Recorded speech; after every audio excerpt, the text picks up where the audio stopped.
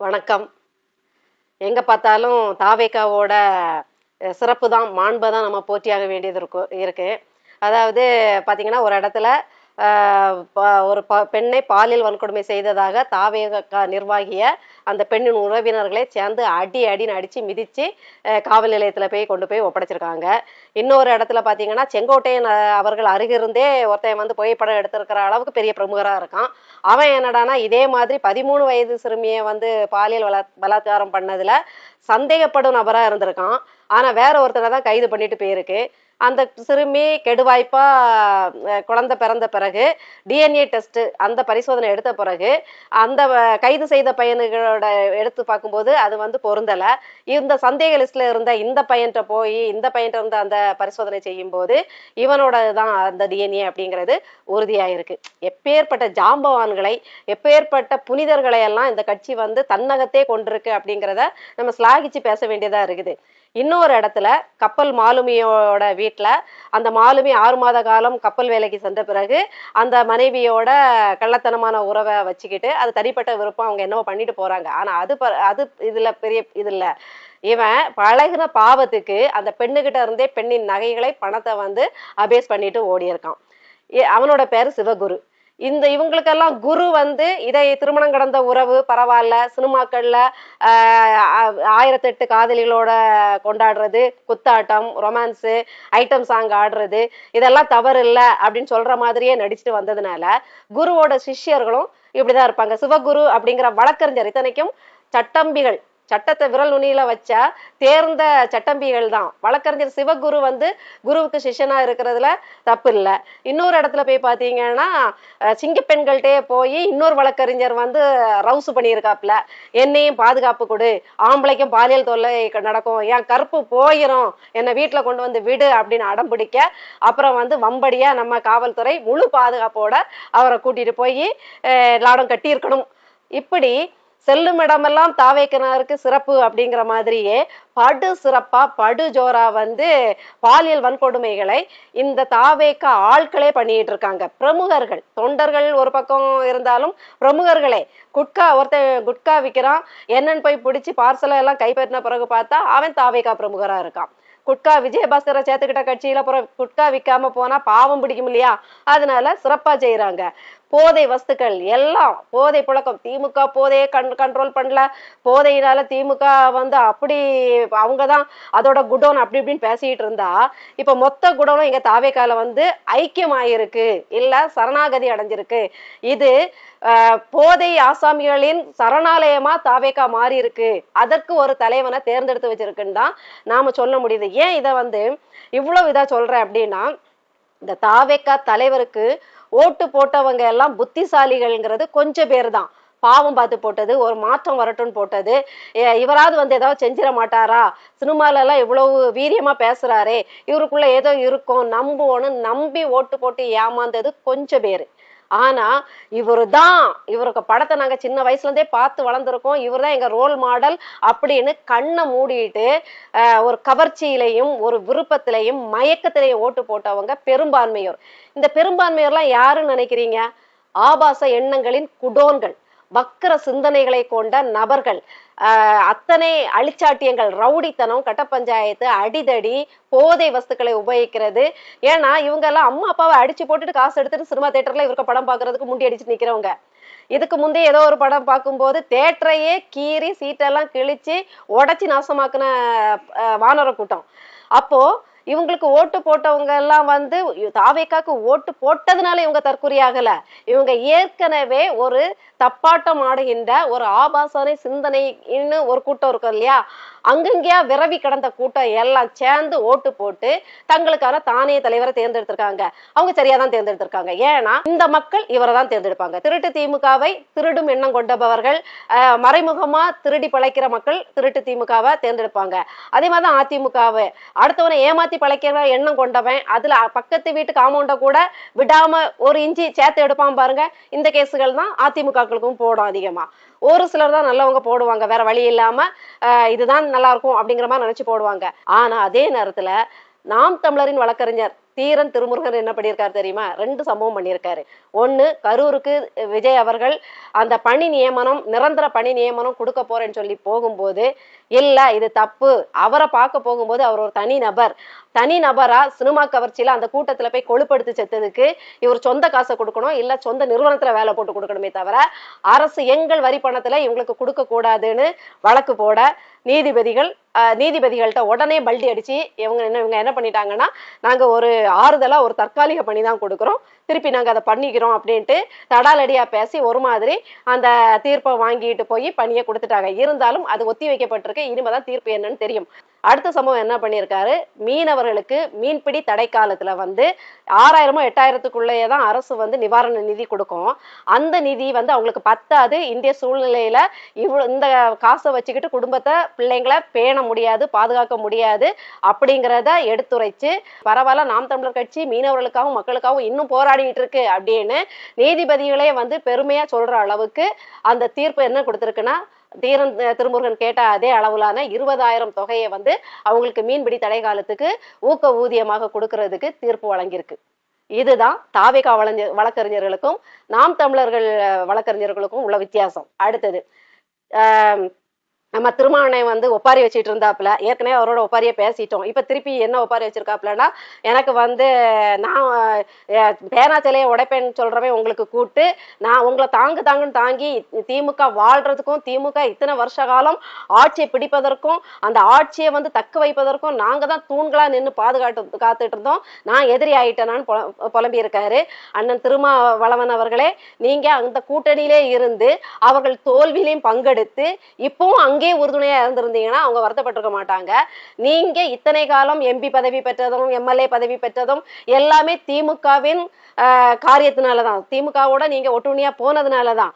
உங்களால அவங்க வாக்கு பெற்றிருக்கலாம், ஆனா அவங்களாலதான் நீங்க பதவியை பெற்றிருக்கீங்க.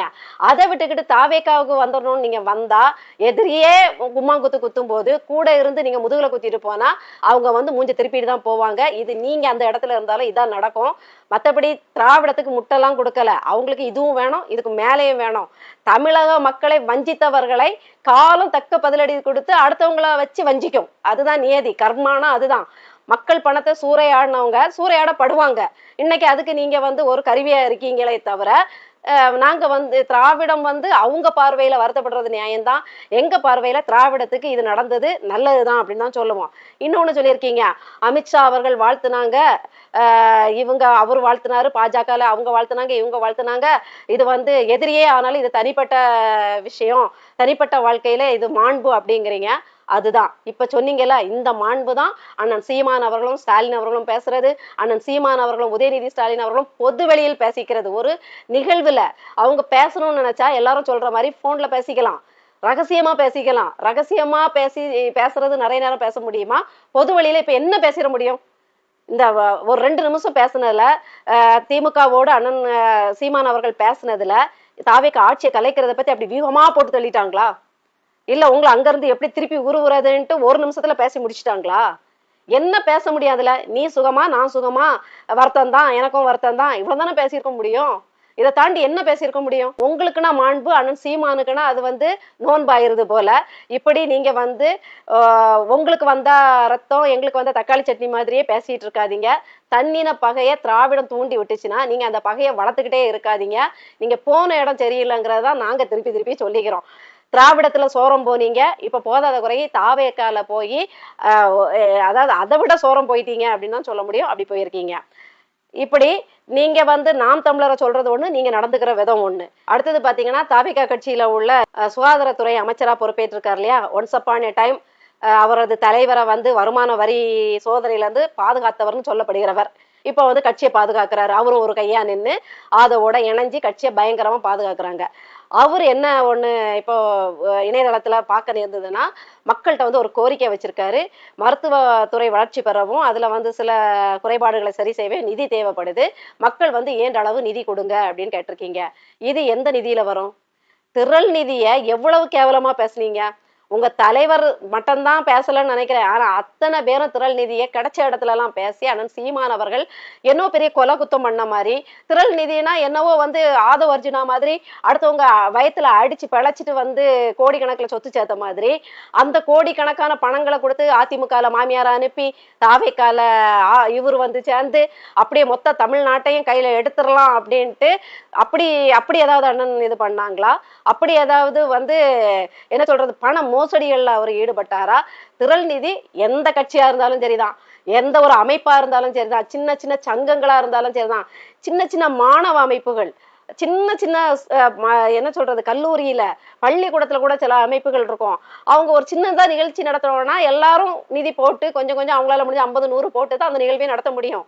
ஒரு மாணவன் பாக்கெட்ல இருந்து அப்படி மொத்தமா போட முடியாது, பள்ளி மொத்தமா எடுத்து கொடுக்கவும் செய்யாது. அதே மாதிரிதான் தாவேகா கட்சி எந்த நிதியில வருது? நீங்களும் பார்ட்டி ஃபண்ட் இதே திரள் நிதி வந்து கோடிக்கணக்குல வாங்கியிருக்கீங்கிற லிஸ்ட் வந்துருச்சு. 6 கோடி 5 லட்சம் 50 லட்சம் அப்படின்னு வாங்கியிருக்கீங்க.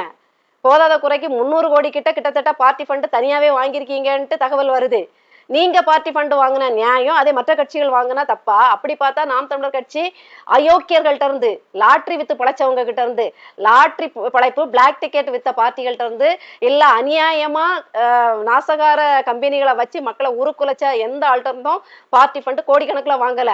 தன்னுடைய சொந்த கட்சி மக்கள்கிட்ட இருந்து தான் 1000 2000ன்ட்டு அவங்க திரள் நிதி வாங்குறாங்க. வேற யார்ட்டையும் வந்து பெரிய பெரிய கார்பரேட்டுகள்கிட்ட கை கோத்துக்கிட்டு நீங்க வந்தா நான் உங்களுக்கு இந்த நிறுவனத்தை நடத்த விடுவேன், உங்களை வந்து விவசாயி அழிஞ்சா என்ன, நீங்க நிறுவனமா கட்டிட்டு போங்கன்ட்டு எந்த பார்ட்டி ஃபண்டும் கோடிக்கணக்கில் இருந்தும் வாங்கல. உங்களை மாதிரி அநியாயமா சம்பாதிச்சவங்கள்ட்ட இருந்து அநியாயமா வாங்கல. எந்த முகத்தை வச்சுட்டு கூசாம இப்ப வந்து நீங்க திரள் நிதி கேக்குறீங்க மக்கள்கிட்ட? இதெல்லாம் செய்ய முடியாதுன்னா ஏன் வந்து உங்க தலைவர் அப்படி அள்ளி விட்டாரு? தாய் மாமன் சீர் கொடுப்பேன், அதை கொடுப்பேன், இதை கொடுப்பேன், யார் வீட்டு பணத்தை எடுத்து யாருக்கு கொடுக்கறது? அள்ளி விட்டாருல்ல. நிதி நெருக்கடின்ட்டு அண்ணன் சீமான் அவர்கள் கிளிப்பிள்ளைக்கு சொல்லாத குறையா, காதுல கூப்பிட்டு சொல்லாத குறையா சொல்லிட்டே இருந்தாரே. அப்ப ஏன் அள்ளி விட்டீங்க? எதுக்கு இப்படி திருசு திருசா வந்து இலவசங்களை அறிவிச்சீங்க? இப்ப திரள் நிதி கேக்குறீங்க, உங்களுக்கு கேவலமா இல்லையா? உங்களுக்கு வெக்கமா இல்லையா? அப்ப இந்த நிதியை பிரிச்சு நீங்க உங்க வாயில போட போறீங்க, அப்படிதானே? திரள் நிதியை கொண்டு அண்ணன் சீமான் அவர்கள் வந்து பழைக்கிறாருன்னா, அப்ப இப்ப நீங்க மக்கள்கிட்ட இந்த திரள் நிதியை வந்து கலெக்ட் பண்ணி வசூலிச்சு நீங்க வந்து சுகமா இருக்க போறீங்களா? சுகபோக வாழ்க்கை வாழ போறீங்களா? அதுக்காக தான் நீங்க திரள் நிதி இப்ப கேக்குறீங்களா? இப்படி உங்களுக்கும் இந்த திருட்டு திராவிடத்துக்கும் திருட்டு ஆரியத்துக்கும் மோசமான குப்பை தாவேகாக்கும், ஒரு சமூக குப்பையான தாவேகாக்கும் நாம் தமிழருக்கும் ஏணி வச்சாலும் என்னைக்குமே எட்டாது. நீங்க எல்லாம் வந்து கையில எடுக்க முடியாத, ஆக தொட முடியாத ஒரு சமூக குப்பை. உங்களுடைய மக்கள் நடக்கிற ஒவ்வொரு சம்பவங்களையும் பார்க்கும்போது மொத்த சமூக குப்பையின் கூடாரமா நீங்க இருக்கீங்க. அந்த சமூக குப்பையெல்லாம் சேர்ந்து தாவேக்காங்கிற ஒரு கோபுரம் ஆகாசத்தை தொடுற அளவுக்கு கோபுரம் மாதிரி நிக்கிறீங்க, உண்மைதான். ஆனா நீ அந்த கோபுரம் வந்து நல்ல கோபுரம் கிடையாது, குப்பை கோபுரம். பள்ளிக்கரணையிலையும் இதுல அங்க இங்க எல்லாம் மலை மாதிரி குப்பை குவிஞ்சிருக்கு. அதுக்காக அது வந்து போற்றப்படக்கூடியதாவா இருக்குது? துர்நாற்றம் வீசக்கூடியதா தானே இருக்குது. உங்களுடைய கோபுரம் எதனால் கட்டப்பட்டிருக்குன்னா, திருப்பி திருப்பி சொல்றேன், சமூக குப்பைகளால் கட்டப்பட்டிருக்கு. நாம் தமிழர் கட்சி சின்ன குடிசை அளவுல கூட இருக்கட்டும், ஆனா ஒரு இயற்கையோடு இயந்த அநியாயத்துக்கு ஒத்து போகாத, தன்னுடைய என்ன சொல்றது உழைப்புல அதாவது நியாயமா கட்டப்பட்ட ஒரு குடிசை வீடு அளவுல இருந்தாலும் அது நியாயமா கட்டப்பட்ட ஒரு வீடு. ஆனா நீங்க கோபுரம் மாதிரி ஒசந்து போய் நின்னாலும் நீங்க கட்டப்பட்டிருக்கிறது சமூக குப்பைகளால. உங்க கோபுர உச்சியில இருக்கக்கூடிய கோபுர கலசங்கிற உங்க தலைவரும் வருமான வரி ஏய்ப்பு செய்து கருப்பு பணம் வாங்கி அரசை ஏமாத்தி கோடிக்கணக்குல சம்பாதிச்ச ஒரு அநீதியாளர் தானே தவிர அவரும் நீதியாளர் கிடையாது. நீங்க யாருக்குமே காங்கிரஸ் ஆரியத்துக்கும், காங்கிரஸ் பாஜக திமுக அதிமுக கூடவே இந்த தாவேகா, இந்த 5 பேருக்கும் அண்ணன் சீமான் அவர்களையோ நாம் தமிழரையோ சொல்றதுக்கு உண்மையிலே அருகதை கிடையாது. கூடவே இந்த அல்லு சில்லுகளான இப்ப உங்கள்கிட்ட ஒட்டிக்கிட்டு இருக்குது இல்லையா, ஒட்டுணிகளா தொங்கு சதைகளா, அவங்களுக்கு எந்த அருகதையும் கிடையாது. கொள்கையையும் கட்சியையும் மாத்தி மாத்தி பணத்துக்காக பதவிக்காக மாத்தி மாத்தி அடகு வச்சுக்கிட்டு வித்துக்கிட்டு நாசமா சோரம் போயிட்டு இருக்கக்கூடிய எந்த ஒரு கட்சிக்கும் துளி கூட உங்களுக்கு வந்து அருகதை கிடையாது, தகுதி கிடையாது. ஒண்ணு தகுதியை வளர்த்துக்கிட்டு வந்து சொல்லுங்க, திருந்துங்க, வருந்துங்க அப்படிங்கிறத சொல்லி முடிச்சுக்கிறேன்.